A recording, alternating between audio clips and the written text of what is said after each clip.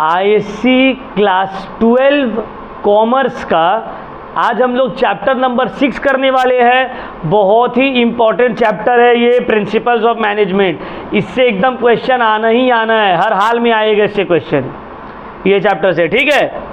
तो चलो सबसे पहले हम लोग ये समझते हैं प्रिंसिपल्स ऑफ मैनेजमेंट का क्या मतलब है। लास्ट क्लास हम लोग मैनेजमेंट वाला चैप्टर किए थे, अभी हम लोग स्टार्ट करेंगे प्रिंसिपल्स ऑफ मैनेजमेंट। क्या मीनिंग है, what do you mean by principles of management, इसका डेफिनेशन क्या है। Principles of management are the fundamental truths that explain the relationship between two or more variables under given situations. These principles explain cause and effect relationship. They provide guidelines for managerial decision making and action.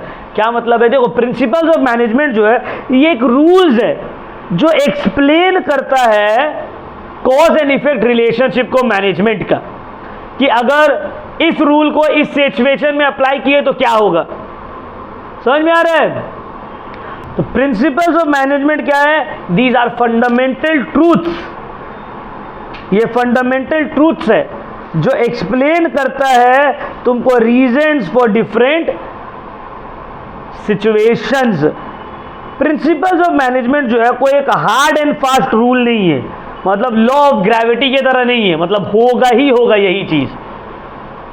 ये flexible है, थोड़ा flexible in nature है, ठीक है ना। तो चलो सबसे पहले हम लोग पढ़ना स्टार्ट करते हैं characteristics of principles of management. Sir क्या कैरेक्टरिस्टिक्स है या प्रिंसिपल्स ऑफ मैनेजमेंट का फीचर्स है। सबसे पहला फीचर्स या सबसे पहला कैरेक्टरिस्टिक्स, नंबर 1 यूनिवर्सैलिटी। क्या मतलब है यूनिवर्सैलिटी का। प्रिंसिपल्स ऑफ मैनेजमेंट जो है ये यूनिवर्सल इन नेचर है, मतलब ये हर टाइप्स ऑफ ऑर्गेनाइजेशन में अप्लाई किया जा सकता है, चाहे वो गवर्नमेंट ऑर्गेनाइजेशन हो, नॉन गवर्नमेंट ऑर्गेनाइजेशन हो, प्रॉफिट मेकिंग ऑर्गेनाइजेशन हो, प्रॉफिट मेकिंग ऑर्गेनाइजेशन ना हो, यूनिवर्सिटी हो, हॉस्पिटल हो, तो it is universal in nature. Principal of management को तुम कहीं पे भी अप्लाई कर सकते हो, ऑल टाइप ऑफ ऑर्गेनाइजेशन में। दूसरा है फ्लेक्सिबिलिटी और डायनेमिज्म। क्या मतलब है सर इस पॉइंट का मतलब है प्रिंसिपल ऑफ मैनेजमेंट जो ये फ्लेक्सिबल है, सिचुएशन के हिसाब से ये चेंज हो सकता है और डायनेमिक भी है। टाइम टू टाइम इसमें चेंजेस लाना भी पड़ता है। जैसे कि आज से 30-40 साल पहले स्टूडेंट टीचर का रिलेशन कुछ और था, अभी कुछ और है। पहले टीचर है चुपो, पढ़ो, बैठो, स्टूडेंट वैसे करते। अभी अगर हम ऐसे करके तुम लोग को पढ़ाएंगे, तुम लोग पढ़ोगे नहीं पढ़ोगे, बोले कैसे बिहेव करे। तो अभी क्या as a friend, as a brother बन के टीचर लोग को पढ़ाना पड़ता है। क्यों, क्योंकि टाइम इवॉल्व हुआ है। तो उसी तरह प्रिंसिपल ऑफ मैनेजमेंट का जो प्रिंसिपल्स है वो भी वक्त के साथ चेंज होता है, फ्लेक्सिबल इन नेचर है। Influencing human behaviour, principal of management जो है ह्यूमन बिहेवियर को इन्फ्लुएंस करता है, ठीक है। ह्यूमन बिहेवियर में चेंजेस लाता है। Clear point. कंटिंजेंट का मतलब है these are relative not absolute. क्या मतलब है, ये सिचुएशन टू सिचुएशन चेंज होगा इसका रिजल्ट। जैसे कि फॉर एग्जाम्पल एक स्टूडेंट है, उसको हम डरा दिए, नहीं पढ़ोगे बाबू फेल हो जाओगे एकदम, समझ लो। वो डर गया, डर से पढ़ना स्टार्ट कर दिया। एक और स्टूडेंट उसको बोले नहीं पढ़ोगे तो फेल हो जाओगे, बोले ठीक है तो फेल होना ही है तो पढ़ के क्या फायदा, छोड़ दो। तो क्या है, ये कंटिंजेंसी हो गया, मतलब डिपेंडिंग अपॉन द स्टूडेंट्स ये प्रिंसिपल जो है अलग अलग रिजल्ट दे सकता है। इक्वल इंपॉर्टेंस, जितना भी प्रिंसिपल है सब इक्वली इंपॉर्टेंट है, कोई भी छोटा बड़ा नहीं है। Cause and effect relationship, principles of management cause and effect relationship को एक्सप्लेन करता है कि ये सिचुएशन में ये प्रिंसिपल अप्लाई करने से क्या इसका रिजल्ट होगा। क्लियर पॉइंट, क्या इसका इम्पैक्ट होगा। ये सब क्या था, दीज आर द कैरेक्टरिस्टिक्स और फीचर्स ऑफ प्रिंसिपल्स ऑफ। चलो अब हम लोग आगे आते हैं, need for principal of management. Sir क्या जरूरत है इतना झमेला करने का, क्या जरूरत है प्रिंसिपल्स ऑफ मैनेजमेंट बनाने का, क्या हो जाएगा इससे, क्यों बनवा रहे हैं। रीजन है बाबू। क्या रीजन है सर, देख लेते हैं क्या रीजन है। पहला, टू इंक्रीज एफिशिएंसी। देखो प्रिंसिपल्स ऑफ मैनेजमेंट को अप्लाई करने से क्या होगा ना, वर्कर्स की एफिशिएंसी इंक्रीज होगा। वर्कर्स की एफिशिएंसी इंक्रीज होगा तो प्रोडक्शन इंक्रीज होगा, बढ़ेगा। Clear point. दूसरा, to crystallize the nature, the true nature of management. देखो प्रिंसिपल्स ऑफ मैनेजमेंट जो है मैनेजमेंट का ट्रू नेचर को बाहर निकालता है। ट्रू नेचर क्यों हो रहा है, ये क्या रीजन है इसका, किस तरह से बेस्ट काम करेगा, ये किसमें होगा, प्रिंसिपल्स ऑफ मैनेजमेंट में। टू ट्रेन मैनेजर्स, मैनेजर्स को ट्रेन करने के लिए भी तो प्रिंसिपल्स ऑफ मैनेजमेंट की जरूरत है। मैनेजर्स को ट्रेन कैसे करेंगे, कुछ प्रिंसिपल्स रहना चाहिए। तुम लोग को अकाउंट्स कैसे समझाएंगे, कुछ अकाउंट्स का रूल भी तो रहना चाहिए। अदरवाइज स्कूल में कुछ और समझा रहे हैं, हम कुछ और समझा रहे हैं। तो मैनेजर्स को ट्रेन करने में भी प्रिंसिपल्स ऑफ मैनेजमेंट का ज़रूरत पड़ता है। अगर प्रिंसिपल्स ऑफ मैनेजमेंट रहेगा ही नहीं तो मैनेजर को ट्रेन क्या चीज़ में करेंगे। इम्प्रूव रिसर्च, रिसर्च को इम्प्रूव करने के लिए और बेटर करने के लिए, अच्छा बनाने के लिए प्रिंसिपल्स ऑफ मैनेजमेंट का ज़रूरत है। To attain social goals, society में आपको आपका गोल्स अचीव करने के लिए भी प्रिंसिपल्स ऑफ मैनेजमेंट ज़रूरत पड़ेगा, लगेगा, इंपॉर्टेंट है। क्लियर हो रहा है पॉइंट। टू क्लैरिफाई थिंकिंग, देखो प्रिंसिपल्स ऑफ मैनेजमेंट के थ्रू क्या होगा ना, थिंकिंग प्रोसेस तुम्हारा क्लियर हो जाएगा और ज़्यादा क्लैरिटी आ जाएगा। मैनेजर चीज़ों को और बेटर वे में समझ पाएगा, समझा पाएगा। ये सब इंपॉर्टेंस है इसका। क्लियर हो गया पॉइंट, ठीक है। तो need for principles of management हम बता दिए, या importance of principles of management बता दिए। आगे बढ़ते हैं। अब देखो दो बहुत फेमस प्रिंसिपल्स ऑफ मैनेजमेंट है, जो एक दिया गया है हेनरी फेयोल के द्वारा और दूसरा दिया गया है एफ.डब्ल्यू. टेलर के द्वारा। दो फेमस प्रिंसिपल्स ऑफ मैनेजमेंट है, एक है हेनरी फेयोल के और एक है एफ.डब्ल्यू. टेलर। तो एफ.डब्ल्यू. टेलर को बोला जाता है father of scientific management. F W. Taylor को क्या बोला जाता है, ये साइंटिफिक मेथड्स बताए हैं प्रिंसिपल्स ऑफ मैनेजमेंट से रिलेटेड। तो F W. Taylor is a father of principle, scientific principles of management. ये साइंटिफिक मेथड बताइए, ये अपने इनका प्रिंसिपल में टोटल 7 पॉइंट्स है। ये 7 पॉइंट्स को डिस्कस किए, बोले हर मैनेजमेंट को चाहिए ये 7 पॉइंट को वो समझ ले सही से। क्लियर हो रहा है पॉइंट। सर वो 7 पॉइंट क्या है, what are the 7 principles given by F W. Taylor, the father of scientific management. पहला वो बोले है science not thumb of rule. सब इंपॉर्टेंट है बाबू, सातों इंपॉर्टेंट है, वेरी इंपॉर्टेंट है। पहला ये बोले science not thumb of rule. बोले बाबू तुम कोई भी काम कर रहे हो ना, उसके पीछे साइंस रहना चाहिए, लॉजिक रहना चाहिए, रीजनिंग रहना चाहिए। थंब ऑफ रूल, तुक्का नहीं रहना चाहिए। कर दिया हुआ तो हुआ, नहीं हुआ तो नहीं हुआ, नहीं। आप लॉजिक अप्लाई करिए, आप साइंस अप्लाई करिए, आप रीजनिंग अप्लाई करिए, उसके बाद कोई काम करिए। तो पहला principle science not thumb of rule, scientific way में काम करिए, भट्टा मार के नहीं। समझ में आ रहा है। दूसरा हार्मनी नॉट डिस्कॉर्ड, एम्प्लॉय और एम्प्लॉयर, मालिक और मुलाजिम, वर्कर और बॉस के बीच में हार्मनी रहना चाहिए, खुशहाली रहना चाहिए, लड़ाई झगड़ा नहीं रहना चाहिए। क्यों? क्योंकि अगर हार्मनी नहीं रहेगा तो क्या होगा, झगड़ों तरह का काम नहीं होगा। अब मान लो स्टूडेंट और टीचर में हमसे और तुमसे हमेशा डेली बहस हो जा रहा है, लड़ाई हो जा रहा है, तो पढ़ाई क्या होगा।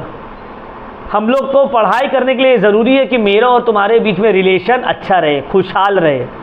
समझ में आ रहा है बात, क्लियर हुआ पॉइंट। तीसरा बोला मैक्सिमम नॉट रेस्ट्रिक्टेड आउटपुट।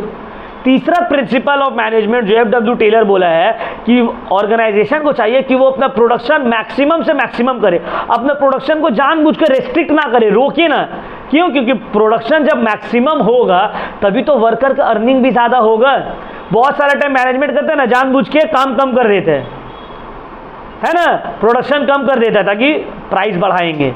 तो ये चीज़ नहीं करना चाहिए, मैक्सिमम आउटपुट करो, रेस्ट्रिक्टेड आउटपुट मत रखो। फोर्थ जो है division of work and responsibility. Taylor बोला है काम को आप डिवाइड कर दीजिए लोगों में और रिस्पॉन्सिबिलिटी को भी डिवाइड कर दीजिए। क्यों? क्योंकि अगर एक आदमी से 10 काम लीजिएगा तो फिर काम खराब हो जाएगा। समझ में आया? तो ये इसका फोर्थ प्रिंसिपल ऑफ मैनेजमेंट है कि divide the work and responsibility. काम को डिवाइड कर दीजिए, रिस्पॉन्सिबिलिटी को भी डिवाइड कर दीजिए। इससे क्या होगा? वर्क लोड भी कम हो जाएगा और काम और बेटर वे में होगा। नंबर 5 में जो बेसिक जो प्रिंसिपल ऑफ मैनेजमेंट है एफडब्ल्यू टेलर का, वो क्या है? Scientific selection, training and development of worker. बोला आप जो वर्कर को सिलेक्ट कर रहे, ट्रेनिंग दे रहे, डेवलपमेंट दे रहे, ये साइंटिफिक बेसिस पे दीजिए, ऐसे ही मत तुक्का मार दीजिए। समझ में आ रहा है बात? क्लियर हो रहा है मेरा पॉइंट? बोला है साइंटिफिक ट्रेनिंग दीजिए, साइंटिफिक वे में सिलेक्ट कीजिए, ठीक है। नेक्स्ट है standardisation. What do you mean by standardisation? Standardisation means that there must be a standard based on which the work methods and checking will take place. जैसे कि for example अब हम तुम लोग का टेस्ट ले रहे हैं तो एक स्टैंडर्ड सेट करेंगे ना पेपर का। हम 12th से टेस्ट ले रहे हैं और बीकॉम वाला क्वेश्चन तो नहीं दे देंगे तुम लोग को, तो एक स्टैंडर्डाइज रहना चाहिए, स्टैंडर्डाइज्ड मेथड रहना चाहिए काम का, स्टैंडर्डाइज्ड वर्किंग कंडीशन रहना चाहिए, स्टैंडर्डाइज्ड इक्विपमेंट रहना चाहिए। Clear point? हाँ, जैसे कि फॉर एग्जाम्पल अगर हम तुमको हम लिखने के लिए पेन दे रहे हैं तो दूसरों को भी पेन देंगे, दूसरों को ये नहीं बोलेंगे तुम पेंसिल से लिख लो, नहीं। स्टैंडर्डाइज टूल, सबके पास स्टैंडर्ड टूल रहना चाहिए। स्टैंडर्डाइज वर्किंग कैपिटल, उसको बोले चल खड़ा होके लिख, तुमको बोले बैठ जाओ बाबू तुम बैठ के लिखो, तो ऐसे तो नहीं होगा। सबके लिए इक्वालिटी, स्टैंडर्डाइज रहना चाहिए। अगर जमीन में बैठा रहे सबको जमीन में बैठा के लिखवाएंगे, ठीक है। 7 last point, mental revolution. Mental revolution क्या मतलब है? मेंटल रेवोल्यूशन का देखो, मेंटल रेवोल्यूशन का मतलब होता है कि एम्प्लॉयर, बॉस अपने एम्प्लॉयज़ को अपने फैमिली मेंबर्स के तरह देखे, फैमिली मेंबर्स के तरह ट्रीट करे। उसी तरह वर्कर भी एम्प्लॉयर को, अपने बॉस को भी फैमिली मेंबर के तरह ट्रीट करे। इससे क्या होगा? दोनों के बीच में अंडरस्टैंडिंग बढ़ेगा, रिलेशनशिप डेवलप होगा। समझ में आ रहा है बात? जैसे कि फॉर एग्जाम्पल अब हम किसी को बहुत दिन से पढ़ा रहे तो एक अच्छा रिलेशन डेवलप हो गया। अगर वो 1 महीना 2 महीना 3 महीने तक फीस नहीं भी देगा तो क्या है, ठीक है, अंडरस्टैंडेबल है। उसी तरह अगर मान लो मेरा कोई प्रॉब्लम आ गया तो हम बहुत दिन से पढ़ा रहे हो तो तुम लोग से मेरा अच्छा रिलेशन डेवलप हो गया। तुम लोग देखे हाँ सर का प्रॉब्लम है तो हम लोग इस बार पहले फीस दे रहे, होता है ना, हुआ ना ये सब चीज़, ठीक है, ठीक है। तो ये क्या है? ये सब प्रिंसिपल्स ऑफ मैनेजमेंट है given by F W Taylor. Clear point? उसी तरह हेनरी फ्योल भी है। हेनरी फ्योल जो है ये भी कुछ प्रिंसिपल्स ऑफ मैनेजमेंट दिया है और हेनरी फ्योल को हम लोग बोलते हैं father of general management, general and industrial management. Henri Fayol को क्या बोला जाता है? Father of general management. और एफडब्ल्यू टेलर को father of scientific management. F W Taylor जो है 14 प्रिंसिपल दिया इधर, सॉरी, एफडब्ल्यू टेलर जो है 7 प्रिंसिपल दिया है मैनेजमेंट का, लेकिन हेनरी फ्योल इसका डबल दिया है। बोला तुम 7 दोगे तो हम 14 देंगे, तुमसे डबल। समझ में आया? जैसे कहते हो आज फीस ला के दिया है, आयान बोलेगा हम डबल देंगे उसका। क्या है आयान? देखो इधर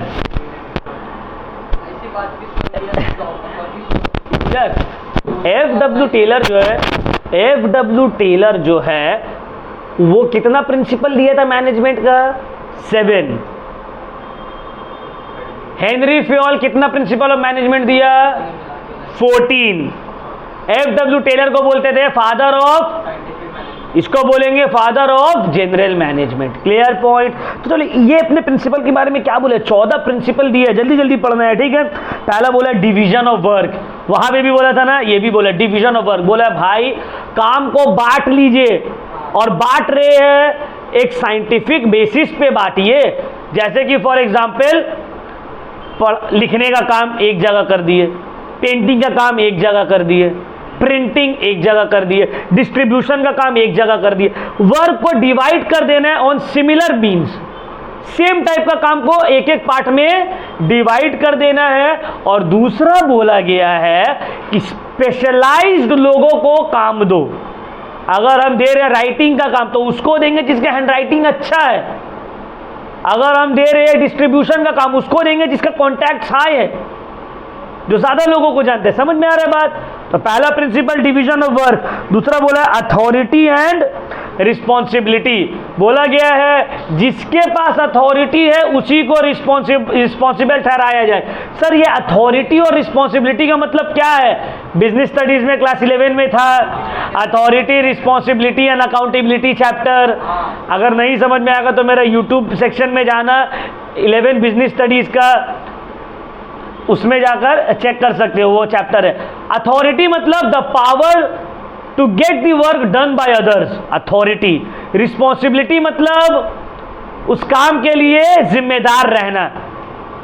तो बोले अथॉरिटी और रिस्पॉन्सिबिलिटी के बीच में पैरिटी रहना चाहिए। जैसे कि फॉर एग्जाम्पल हम तुम लोग में से कोई एक को क्लास का मॉनिटर बना दिए, तो उसको हम अथॉरिटी दिए है इस क्लास का, तो उसका रिस्पॉन्सिबिलिटी क्या रहेगा? इस क्लास को मैनेज करना। बगल वाला क्लास में कोई किसी का सर फाड़ दिया, फाड़ने दो, तुमको उससे क्या, तुमको पकड़ेंगे। हे बाबू तुम क्या कर रहा था मॉनिटर, तुम्हारा रहते हुए कैसे पढ़ा? तुम बोलोगे नहीं सर क्या हुआ, दिमाग क्या हो गया आपका, आप हमको यहाँ का ना मॉनिटर बनाए, वहाँ का क्यों पूछ रहे? समझ में आ रहा है बात? क्लियर हो रहा है पॉइंट? तुम बोलोगे ना क्या हुआ सर, भूल गए क्या, याददाश्त चलेगी आपका, है ना? समझ में आया बात? तो there must be a balance between authority and responsibility. The person who is given the authority must be made responsible. समझ में आया बाबू? क्लियर हुआ point? Next principles of management में आते हैं हम लोग। क्या बोला ये? डिसिप्लिन। बोले डिसिप्लिन रहना बहुत जरूरी है। देखो हम तुम लोग के ऊपर कितना चिल्लाते हैं, लेट आते हो, क्यों? क्योंकि डिसिप्लिन इज इंपॉर्टेंट। अगर हम नहीं डिसिप्लिन मेंटेन करेंगे, क्लास 7 बजे, कोई आएगा 6 बजे, कोई आएगा 5 बजे, कोई आएगा 8 बजे, तो ऐसे तो नहीं हो सकते है ना? ऐसे तो नहीं हो सकता है ना? आज ही सब आधा घंटा लेट आ गए हैं। 6:45 में क्लास था, 7:15 में आ रहे हो। ठीक है, क्लियर पॉइंट। दूसरा तो ये समझ में आ गया। तो number 3 discipline. There must be discipline in the organisation. Organisation में डिसिप्लिन रहना चाहिए। फोर्थ आता है unity of command. Unity of command का क्या मतलब है? यूनिटी ऑफ कमांड का मतलब होता है सर कि सबऑर्डिनेट को एक बॉस कमांड दे। जैसे आप हम लोग सबको, जैसे कि हम तुम लोग सबको बोलते हैं कब क्लास रखना है, कब क्लास रहेगा, नहीं रहेगा, कौन सा टाइम में रहेगा। अब अगर 2 टीचर एक सब्जेक्ट पढ़ा रहे हैं, कॉन्फ्लिक्ट हो जाएगा ना, वो अलग बोलेगा, हम अलग बोलेंगे। तो there must be unity and command, unity of command. एक बॉस ऑर्डर दे एक चीज के लिए, यह प्रिंसिपल है। Number 5 unity of direction.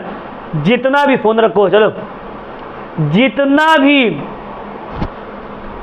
तुम्हारा एफर्ट है वो एक ही डायरेक्शन में रहना चाहिए। हम चाह रहे हैं कि तुम लोग बेटर से बेटर परफॉर्म करो, तो तुम लोग को भी यही चाहना होगा कि तुम लोग का रिजल्ट बेटर से बेटर हो। हम कुछ और चाह रहे हैं, तुम कुछ और चाह रहे हो, तो दोनों का अलग अलग चीज चाहने से तो काम नहीं बनेगा ना। समझ में आ रहा है बात? यूनिटी ऑफ डायरेक्शन, एक ही डायरेक्शन में काम करे। कौन सा डायरेक्शन? ऑर्गेनाइजेशन के गोल को अचीव करने के तरफ। Clear point. नेक्स्ट आता है subordination of individual interest to general interest. Henri Fayol का एक इंपॉर्टेंट प्रिंसिपल क्या है? Subordination of general interest over, नहीं, हेनरी फेयोल का this is one of the most important principle of management. ये principle of management क्या है? Subordination of individual interest over general interest. क्या मतलब है? जनरल इंटरेस्ट को ऊपर रखेंगे इंडिविजुअल इंटरेस्ट से। जैसे कि फॉर एग्जांपल ये हम लोग का क्लास है। अब क्लास में मान लो हम लोग का 50 स्टूडेंट है। 50 में से कोई एक स्टूडेंट बोलता है सर कल जो है मेरा घर में शादी है, क्लास का टाइमिंग थोड़ा चेंज कर दीजिए ना। तो हम कर देंगे? हम बोलेंगे नहीं बाबू, तुम्हारा घर में शादी है, तुम समझो। क्यों? क्योंकि पूरा क्लास का जो इंटरेस्ट है वो मैटर करता है, एक स्टूडेंट का इंटरेस्ट मैटर नहीं करेगा। उसी तरह हेनरी फ्योल भी बोले कि ग्रुप इंटरेस्ट, ऑर्गेनाइजेशन का इंटरेस्ट को आगे रखना है, इंडिविजुअल इंटरेस्ट को आगे नहीं रखना है। वर्कर या मैनेजर क्या चाह रहा है वो नहीं देखेंगे, ओवरऑल ऑर्गेनाइजेशन क्या चाह रहा है उसको आगे रखना है। समझ में आया बात? देखो कंट्री, देश में भी ऐसे होता है, एक सोल्जर का लाइफ को नहीं देखा जाता है, कंट्री के लाइफ को देखा जाता है। फॉर एग्जाम्पल मान लो अगर कंट्री के ऊपर कुछ खतरा आ रहा है तो हम लोग का जो सोल्जर्स है वो लोग अपना जान दे देगा। क्यों? उसको पता है मेरा जान का ज़्यादा इंपॉर्टेंस नहीं, मेरा देश ज़्यादा इंपॉर्टेंट है, हमको देश को बचाना है, भले मेरा जान चला जाए। तो ये इसी प्रिंसिपल के ऊपर बेस्ड है। समझ में आया बात? रेम्यूनरेशन, हेनरी फ्योल बोला कि भाई इतना मेहनत करवा रहे हो तो ठीक ठाक उसको पैसा दो, एकदम चिंदी चोरी वाला हरकत मत करो कि गधा की तरह खटा रहे हैं और पैसा दे नहीं रहे, ये चीज़ मत करो प्लीज़। पैसा उसका रेम्यूनरेशन ठीक ठाक रहना चाहिए जिससे उसका गुजारा हो जाए, उसका घर में बाल बच्चा, वाइफ, हस्बैंड वाइफ जो भी है, मदर फादर, ब्रदर सिस्टर, सबको वो देख ले। तो रेम्यूनरेशन ठीक ठाक रहना चाहिए, काम के हिसाब से रहना चाहिए। नेक्स्ट आता है सेंट्रलाइजेशन। सेंट्रलाइजेशन का मतलब क्या है? सेंट्रलाइजेशन एंड डिसेंट्रलाइजेशन, मतलब पावर जो है एक इंसान के पास रहना चाहिए, but at the same time अलग अलग लोगों के पास भी कुछ अमाउंट ऑफ पावर रहना चाहिए। डिसेंट्रलाइजेशन और सेंट्रलाइजेशन दोनों रहना चाहिए। हाँ, जैसे कि स्कूल का एक हेड बॉय हो गया सेंट्रलाइजेशन, बट अलग अलग क्लास का मॉनिटर भी है डिसेंट्रलाइजेशन। समझ में आ गया? स्कूल का एक प्रिंसिपल भी है सेंट्रलाइजेशन, बट अलग अलग क्लास के टीचर्स भी है decentralisation. Scalar chain, scalar chain का क्या मतलब है? देखो मान लो एक एम्प्लॉय है, एक मालिक है, उसका 2 फैक्ट्री है, फैक्ट्री ए और फैक्ट्री बी। फैक्ट्री ए में भी मैनेजर है, सुपरवाइजर है, वर्कर है। फैक्ट्री बी में भी मैनेजर है, सुपरवाइजर है, वर्कर है। अब फैक्ट्री ए का सुपरवाइजर को फैक्ट्री बी के सुपरवाइजर से कुछ बोलना है तो वो डायरेक्टली तो वहां जाकर नहीं बोल सकते, वो पहले बोलेगा अपना ए का सुपरवाइजर को, ए का सुपरवाइजर जो है वो ए का मैनेजर को बोलेगा, फिर मैनेजर बॉस को बोलेगा, बॉस जो है बी का मैनेजर को बोलेगा, बी का मैनेजर बी का सुपरवाइजर को बोलेगा, फिर सुपरवाइजर जवाब देगा। ऐसे ही कर करके तो बहुत टाइम लग जाएगा ना। तो बोला कि नहीं, स्केलर चेन बनाइए, गैंग प्लैंक बनाइए, जहां से एक लेवल ऑफ वर्कर या एम्प्लॉय दूसरा सिमिलर लेवल ऑफ वर्कर या एम्प्लॉय से दूसरा डिपार्टमेंट का डायरेक्टली कांटेक्ट कर ले। इसको क्या बोला जाता है? स्केलर चेन या गैंग प्लैंक। इससे टाइम सेव होता है, समझ में आ रहा? क्विक डिसीजन लिया जाता है। तो चलो नेक्स्ट आता है ऑर्डर। ऑर्डर का मतलब क्या है? सोशल और मटेरियल ऑर्डर रहना चाहिए, मतलब हर चीज, हर मटेरियल, हर सामान अपना राइट प्लेस में रहना चाहिए और हर इंसान का अलग और सेपरेट या राइट प्लेस रहना चाहिए। क्या मतलब है? जैसे कि फॉर एग्जांपल स्कूल में सबको पता है कि हाँ साइंस से रिलेटेड जितना भी केमिकल्स एंड ऑल है, केमिस्ट्री एंड ऑल का वो केमिस्ट्री लैब में रहेगा, बायोलॉजी का जितना भी फॉसिल्स एंड ऑल है वो बायोलॉजी लैब में रहेगा। समझ में आ रहा बात? फिजिक्स का जितना भी इक्विपमेंट है वो फिजिक्स लैब में रहेगा। अब सब एक ही जगह तुम डब्बा में डाल दिए और जब जब होगा तुम डब्बा से खोज खोज के निकालोगे तो ऐसे काम होगा। तो इसको बोलते हैं order, material order. Sir social order का क्या मतलब है? सोशल ऑर्डर का मतलब है हर टीचर का भी एक जगह रहना चाहिए। जैसे कि हम आ रहे तो हमको पता नहीं आज हम कहाँ बैठेंगे, जगह खोज रहे, नहीं हमको पता है भाई मेरा जगह यहाँ है, हम यहाँ आकर बैठ गए, तो इसको बोलते हैं सोशल ऑर्डर। हर सामान का भी राइट प्लेस रहना चाहिए और वो राइट प्लेस में रखा हुआ रहना चाहिए वो, और हर इंसान का भी एक राइट प्लेस रहना चाहिए जहाँ पे वो रहे। Clear point? नेक्स्ट आता है इक्विटी, नंबर 11। सर इक्विटी का क्या मतलब है? देखो इक्विटी का मतलब होता है सबको इक्वल ट्रीटमेंट देना। समझ में आ रहा है? सबको इक्वल ट्रीटमेंट देना, जस्ट एंड काइंड, सबके साथ रहना, कोई फेवरेटिज्म नहीं कि ये तो मेरा फेवरेट, आओ बाबू तुम आ जाओ यहाँ, तुम बैठ के रहो मेरे साथ, नहीं, मेरे लिए सब बराबर है, सब इक्वल रहना चाहिए ऑर्गेनाइजेशन में। नेक्स्ट आता है स्टेबिलिटी ऑफ टेन्योर। देखो जो वर्कर है उन लोगों का दिमाग में तुम तलवार लटका के मत रखो, कभी भी जॉब छूट सकता है। अगर हमको ये चीज़ डर रहेगा कि कभी भी मेरा जॉब छूट सकता है तो हम डर डर के काम करेंगे, और जो डर गया वो मर गया। हाँ, जो डर गया वो घर गया। समझ में आ रहा है बात? क्लियर हुआ पॉइंट? उसको तुम सिक्योरिटी ऑफ टेन्योर दो कि भाई तुम आराम से ये ऑर्गेनाइजेशन में हो, टेंशन मत लो।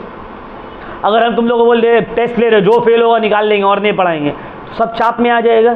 तेरा क्या करना, डर जाएगा। हम बोले टेस्ट ले रहे हैं, पढ़ के आओ, अच्छे से दो, उतना चाप लेने का नहीं। तुम पढ़ोगे, दिमाग एकदम टेंशन फ्री रहेगा, तब तुम और बेटर वे में काम को अपना कर सकते हो। समझ में आ रहा है बात? तो स्टेबिलिटी का टेन्योर दो, ये नहीं कि कभी भी निकाल देंगे। नंबर 13 आता है इनिशिएटिव।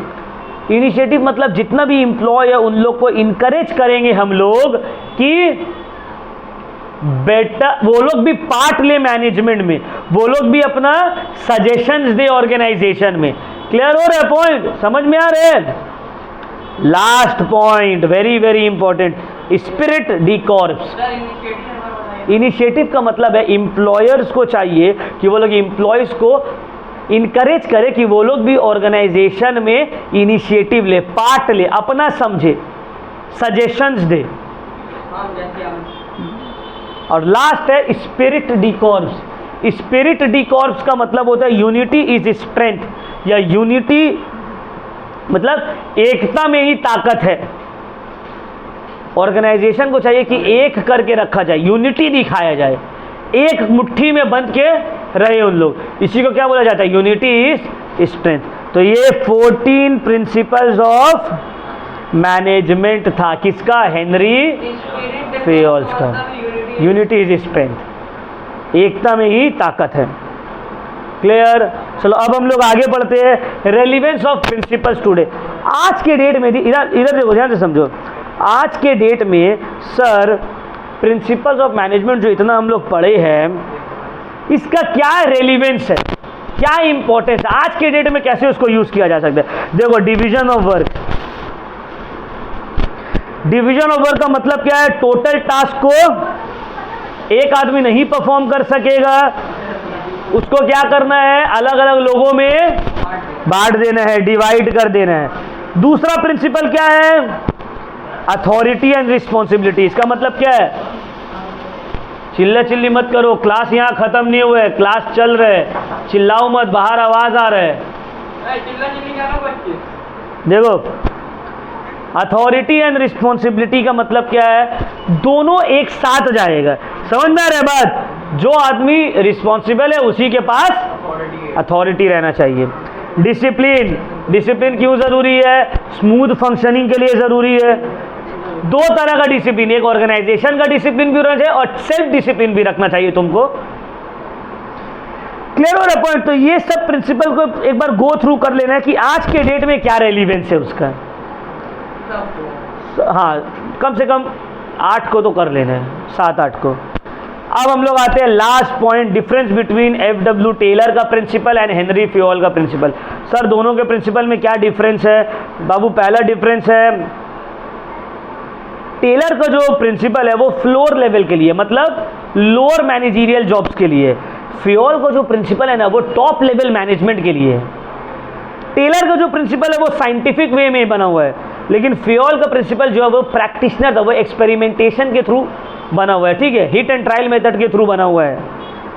टेलर फोकस किया है प्रोडक्शन बढ़ाने में, फेयोल फोकस किया है एफिशिएंसी वर्कर का बढ़ाने में। टेलर साइंटिफिक टेक्निक्स यूज करता है, Fayol general principles of management को यूज करता है। टेलर को साइंटिफिक मैनेजमेंट बोला जाता है और फेयोल का प्रिंसिपल को जनरल थ्योरी ऑफ मैनेजमेंट या एडमिनिस्ट्रेशन बोला जाता है। ठीक है बाबू, क्लियर हो गया? ये चैप्टर से रिलेटेड आप लोग को कुछ भी शंका, शुभा, डाउट, मन में कुछ है बोल दो, दिल में मत रखो। दिल में कुछ है तो बोल दो, मन में मत रखो।